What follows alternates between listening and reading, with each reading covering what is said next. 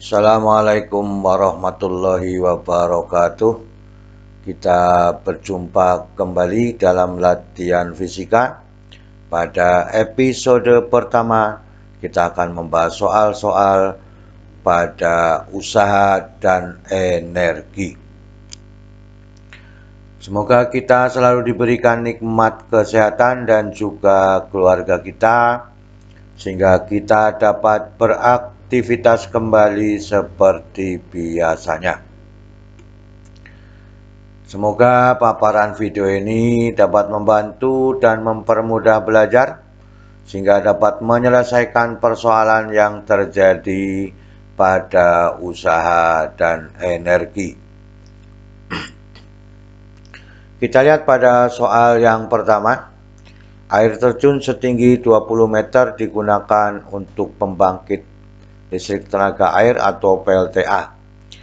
Setiap detik air mengalir 10 meter pangkat 3. Jika efisiensi generator 55% dan G sama dengan 10 meter per sekon kuadrat, maka daya rata-rata yang dihasilkan berapa kilowatt. Ini adalah nilai-nilai daya yang dimunculkan dalam soal nomor 1. Kita bahas bersama-sama. Tingginya 20 cm. Nah, ini adalah yang disebut dengan kontinuitas. Ya. 10 meter pangkat 3 per detiknya. Massa jenis air adalah 10 pangkat 3 kg per meter pangkat 3. Energi listrik generatornya itu yang terjadi adalah 55% menjadi energi air. Ya. Berapakah daya yang dimiliki oleh generator? Maka dengan demikian daya merupakan kecepatan energi, ya, atau usaha dibagi dengan waktunya, atau sama saja E dibagi dengan T, ya. Maka dengan demikian P kali T sama dengan energi listriknya, ya. Jadi yang dikatakan sebagai kecepatan energi inilah mengatakan bahwa P sama dengan E dibagi dengan T sama dengan 55% yang ini, ya, dikalikan dengan energi potensial pada airnya. Maka dengan demikian kita ingat kembali persamaan massa jenis dan kontinuitas pada fluida. Maka massa sama dengan rho dikalikan dengan V, dan Q sama dengan volume dibagi dengan waktunya, atau kecepatan volume air adalah kontinuitasnya. Maka dengan demikian persamaan ini, ya, kita ambil, ya, bahwa P sama dengan 55%, ya. Ini 55%, 5/100 berarti energi potensialnya adalah M kali G kali H dibagi 100 dikalikan dengan T. Massa adalah rho dikalikan dengan V, ya. Berarti kita mengganti, ya. Mengganti menjadi rho dikalikan V, 55 rho kali V dikalikan G dikalikan H dibagi dengan 100 dikalikan dengan T. Maka dengan demikian V per T adalah kontinuitas, makanya dipisahkan persamaannya, ya. Maka persamaannya menjadi 55 rho G H dibagi dengan 100, volume dibagi dengan T, namanya kontinuitasnya. Maka dengan demikian 55 dikalikan rho dikalikan Q, ya, dikalikan G dikalikan H dibagi dengan 100. Ini yang disebut dengan kontinuitas. Maka lengkap, ya. Yang diketahui dalam soal yang ada inilah yang diinginkan, bahwa Q sudah ada 10 pangkat 3, ya. 10 meter pangkat 3. Maka dengan demikian, ya, 55 dikalikan 10 pangkat 3 dikalikan 10 dikalikan 10 dikalikan 20 dibagi dengan 100. Ini adalah 1. Nah itu. Nah, 1, ya. Maka dengan demikian ini adalah 10 pangkat 4, ya. Maka 2 dikalikan 55 adalah 110, ya. Nah, maka dengan demikian P adalah 1100 dikalikan 10 pangkat 3. Maka dengan demikian 1100 kilowatt. Inilah yang diinginkan, hubungan antara hukum kekekalan energi yang terjadi antara potensial listrik dengan potensial airnya. Bisa dipahami ya? Itulah yang kita inginkan pada soal nomor 1. Jawabannya adalah B. Kita lihat pada soal nomor 2. Di sebuah benda bermassa 2 kg terletak di tanah. Benda itu ditarik ke atas dengan gaya 25 Newton selama 2 detik lalu dilepaskan. Jika G sama dengan 10 meter per sekon kuadrat, berapa energi kinetik benda saat mencapai tanah berapa joule? Nah, jadi diangkat, kemudian setelah 2 detik baru dilepaskan dengan gaya 25 Newton. Maka yang diketahui dalam soal, inilah yang diketahui, gayanya 25 Newton, massanya 2 kg ya. Dalam waktu 2 detik berapakah energi kinetiknya? Maka dengan demikian pembahasannya ya. Inilah yang disebut dengan benda ditarik ke atas, percepatannya berlawanan dengan gravitasinya, maka hukum Newton kedua ya. Dengan demikian bahwa A sama dengan sigma F dibagi dengan M. Ini kalimatnya tolong diperhatikan, bahwa F dikurangi mg dibagi dengan M ya. F dikurangi mg dibagi dengan M-nya. Maka dengan demikian A-nya sama dengan, diringkas persamanya, F dibagi M dikurangi dengan G. F-nya sudah ada, M-nya sudah ada, G-nya sudah ada.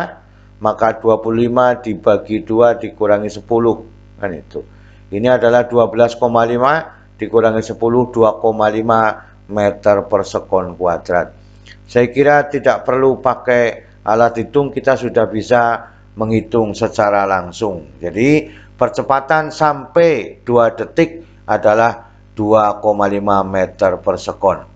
Tinggi yang dicapai benda karena gaya 25 Newton adalah persamaannya diganti ya. S sama dengan setengah AT kuadrat diganti, H sama dengan setengah AT dikuadratkan. Maka setengah dikalikan 2,5 dikalikan dengan 4. Maka ini hasilnya 2. 2 kali 2,5 adalah 5 meter. Jadi mencapai tinggi 5 meter ya selama 2 sekon. Kita lanjutkan ya.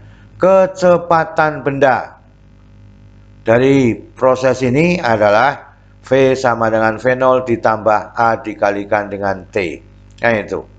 Sehingga karena benda mula-mula diam di tanah, maka 0 ditambah 2,5 dikalikan dengan 2 sama dengan 5 meter per sekon kuadrat. Perhatikan dari hukum Newton kedua ini sampai menemukan yang demikian. Kuncinya adalah pada yang A, maka dengan demikian benda untuk sampai kembali ke tanah berlaku hukum kekekalan energi mekaniknya. Maka dengan demikian energi mekanik pada ketinggian H dengan energi mekanik pada tanah ya saat menyentuh tanah. Maka inilah persamaannya, sehingga dengan demikian ya kecepatannya sudah ada saat menyentuh tanah ya. Kemudian EK-nya pada waktu H gimana ya? EP-nya pada waktu H bagaimana? Kita lihat satu persatu persamaannya. Maka EK tanahnya ya, berarti EP tanahnya sama dengan 0 karena benda kembali ke tanah. Yang ada adalah EK tanah dengan energi kinetik pada ketinggian 5 meter ya. Kemudian energi potensial pada 5 meter. Maka dengan demikian setengah MV kuadrat ya, sama dengan E ditambah dengan M kali G dikalikan dengan H. Sehingga persamaannya setengah dikalikan 2 kali 5 kuadrat ya. Ini adalah 1, ini 25, ini berapa? Ya, 100 kan itu. Ya. 100, maka ketemunya adalah 125 Joule. Itu untuk syarat benda kembali ke tanah. Jadi jawabannya adalah yang B. Perhatikan di sini hukum Newton kedua, ya. Maka inilah urutan tata kerja pikiran kita untuk mengambil harga 125 Joule. Kita lanjutkan pada soal nomor 3. Sebuah tongkat yang panjangnya 40 cm tegak ke atas di permukaan tanah dijatuhi martil 10 kg dari ketinggian 50 cm di atas ujungnya. Gaya rata-ratanya 10⁻³ Newton. Maka banyaknya tumbukan martil yang perlu dilakukan terhadap tongkat agar rata dengan tanah berapa kalinya, kan itu. Ini ada hubungan antara energi potensial pada martil dengan gaya gesekan yang menyebabkan tongkat itu bisa rata dengan tanah. Maka dengan demikian L-nya 40 cm, masanya 10 kg, tinggi angkatan martil adalah 50 cm, gaya gesekannya adalah 10⁻³ Newton, ada berapa kalinya. Maka dengan demikian ini kalimatnya, ya. Untuk menentukan persamaan itu usaha yang dilakukan oleh gaya tahan F ini berbanding dengan energi potensial yang dilakukan oleh martil. Maka nilai gambarnya, ya. Ini tingginya 50 cm untuk menyebabkan tongkat rata dengan tanah. Maka dengan demikian, ya, usaha yang dilakukan oleh gaya gesekan adalah jumlah energi potensialnya, ya Pak. Banyaknya pukulan dikalikan dengan energi potensial. Kenapa demikian? Yang melakukan adalah martilnya berdasarkan tinggi 50 cm. Maka dengan demikian F dikalikan dengan L. L-nya panjang dari tongkatnya. N, M, G, H hanya adalah tinggi martilnya. Masanya 10 kg. Maka dengan demikian N-nya sama dengan F kali L dibagi dengan MGH. Maka dengan demikian ini adalah 10⁻³ dikalikan 0,4. Ketemunya adalah berapa? 400, kan itu, ya. Ini adalah 100 kali 5, 50. Maka ketemunya 8 kali. Ya, supaya tongkat itu rata dengan tanah. Sehingga jawabannya adalah D. Jadi inilah proses yang diinginkan pada hukum kekekalan energi mekaniknya. Kita lihat pada soal nomor 4. Sebuah motor listrik mengangkat beban setinggi atau seberat 1,5 kg ke atas setinggi 3 meter. Bila tegangan, arus, efisiensi motor berturut-turut 12,5 volt, 1,5 ampere, dan 60%, waktu yang diperlukan motor listrik, ya, supaya bisa mencapai mengangkat tinggi 3 meter, setinggi 3 meter, ada berapa detik waktu yang dibutuhkan. Ini juga terjadi hukum kekekalan energi mekanik, ya. Maka dengan demikian, ini yang diketahui dalam soal. Kita perhatikan kalimatnya. Energi potensial untuk memindahkan benda berbanding lurus dengan efisiensi dan energi listrik yang bekerja pada motor listrik. Jadi, ya, yang menerima energi adalah bendanya. Maka dengan demikian akan sebanding dengan efisiensi dan energi listriknya. Maka EP sama dengan, ini adalah efisiensi dikalikan energi listrik, maka MGH sama dengan, ya, efisiensi dikalikan V dikalikan I dikalikan T. Ini sudah ada semua. VIT, ya, yang dicari adalah T-nya. Maka dengan demikian waktu yang dibutuhkan menjadi T sama dengan, ya, M kali G dikalikan H dibagi dengan efisiensi dikalikan V dikalikan dengan I. Maka dengan demikian 1,5 kali 10 kali 3 kemudian dibagi 0,6 kali 12,5 dikalikan 1,5 kan itu ya. 1,5 dibagi 1,5 adalah 1 ya. Ini adalah 100 kan itu. 0,6 ini 6 per 10 makanya 100 menjadi 300 dibagi 6 ketemunya 50 dibagi 12,5 adalah 4 sekon. Itu yang kita inginkan pada soal nomor 4, terjadi hubungan antara energi potensial dengan energi listriknya ya. Kita lihat pada soal nomor 5. Sebuah benda ditembakkan miring ke atas dengan sudut elevasi 60 derajat dengan energi kinetik 400 Joule. Berarti ini energi awal boleh ya. Maka energi kinetik benda saat mencapai titik tertinggi berapa Joule kan itu. Maka dengan demikian ya, kita ambil ya, tetanya 60, EK0-nya adalah 400 Joule, G-nya 10 meter per sekon kuadrat. Berapakah EK maksimumnya? Gerak pada parabola itu yang bekerja pada sumbu X-nya, sehingga pada titik maksimum energi maksimumnya tidak boleh 0. Maka dengan demikian energi maksimum awal sama dengan energi maksimumnya. Maka dengan demikian inilah persamaannya, awal sama dengan maksimumnya kan itu. Sehingga dengan demikian EK awal sama dengan EP maksimum ya. Maka dengan demikian EK awalnya, maka energi kinetiknya akan sama dengan energi potensial maksimumnya, sehingga setengah dari MV0 kuadrat dikalikan dengan cos kuadrat dikalikan dengan theta.